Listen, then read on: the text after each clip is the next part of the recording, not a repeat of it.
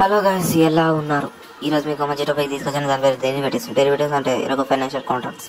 ఇవి ఒక అసెట్ మీద ప్రైస్ బట్టి దీని వాల్యూ డిపెండ్ అయి ఉంటుంది.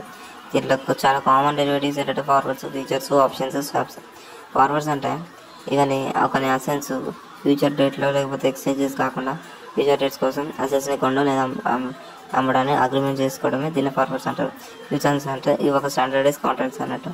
ఎక్స్చేంజెస్ మీద ట్రేడ్ అవుతాయి అండ్ కొంచెం స్పెసిఫిక్ ఫ్యూచర్ డేట్ మీద అసెట్స్ అనేది కొనడం అమ్మడం జరుగుతుంది.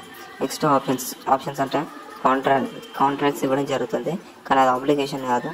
సెట్ చేసిన ప్రైస్కి కొనడం అమ్మడం జరుగుతుంది. నెక్స్ట్ స్వాప్స్, ఇవి క్యాష్ ఫ్లో మీద ఎక్స్చేంజ్ మీద అగ్రిమెంట్ లాంటిది. ఎలా అంటే కరెన్సీ స్వాప్స్, ఇంట్రెస్ట్ రేట్ ఇలాంటివి అన్నట్టు. డెరివేటివ్స్ అనేది ఎలా యూజ్ అవుతాయి అంటే రిస్క్ మేనేజ్మెంట్ లేదా స్పెక్యులేషన్లో దీని మీద బాగా యూజ్ అవుతాయి.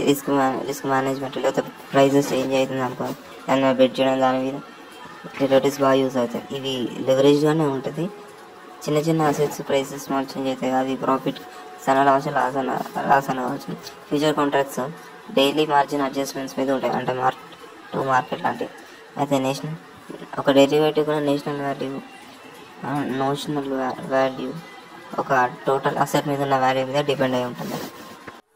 ఒక కాల్ ఆప్షన్ ఇవ్వడానికి జరుగుతాయి, అసెట్ బై అవుతుంది ఒక స్పెసిఫిక్ స్ట్రైక్ ప్రైస్కి. అదే పుట్ ఆప్షన్ అదే అసెట్ ఒక స్పెసిఫిక్ స్ట్రైక్ రేట్ మనం చూస్ చేసుకోవచ్చు, దాని మీద అసెట్ సెల్ అవుతుంది. స్వాప్స్లలో ఫ్లోస్ అన్ని ఎక్స్చేంజ్ అవుతూ ఉంటాయి, ఫ్లోటింగ్ ఇంట్రెస్ట్ రేట్ మీద ఫిక్స్ అయి ఉంటాయి. డెరివేటివ్స్ అని లార్జ్ ఎక్స్పోజర్కి రిస్క్ లేకుండా ఒక చిన్న ఇనిషియల్ ఇన్వెస్ట్మెంట్కి లార్జ్ ఎక్స్పోజర్గా క్రియేట్ అవుతాయి. హెడ్జింగ్ దేంట్లో ఉపయోగపడుతుంది అంటే హెడ్జింగ్ డెరివేటివ్స్తో పాటు ప్రాఫిట్ రావడం లాస్ రావడమా ఒక ఫ్లక్చుయేటింగ్ మార్కెట్ ప్రైస్లలో డిసైడ్ అవుతుంది. ఆప్షన్ ప్రీమియం అన్నది ఒక ప్రైస్ సెట్ చేయగలదు, కానీ ఖచ్చితంగా ఆప్షన్ గ్యారంటీస్ అనేది తెలియదు. డెరివేటివ్ మార్కెట్స్ లిక్విడిటీని ప్రొవైడ్ చేస్తుంది. ఈ ట్రాన్సాక్షన్ చేయడం చాలా ఈజీ అవుతుంది. అయితే ఇవన్నీ కామోడిటీస్లో, స్టాక్స్లో, బాండ్స్లో, కరెన్సీస్ ఇవన్నీ చాలా కామన్గా యూజ్ చేస్తారు. డెరివేటివ్స్ మార్కెట్లో ఇవన్నీ ఫైనాన్షియల్ క్రైసిస్కి కంట్రిబ్యూట్ చేస్తాయి అసలు మిస్ కాకుండా. డెరివేటివ్స్ రెగ్యులేషన్స్ ఇవన్నీ ట్రాన్స్ఫర్ రిస్క్ రెగ్యులేషన్. డెరివేటివ్స్ అనేది దేనికి ఏం చేస్తుంది అంటే సిస్టమేటిక్గా రిస్క్ లేకుండా ట్రాన్స్పరెన్సీగా ఎన్షూర్ చేస్తుంది.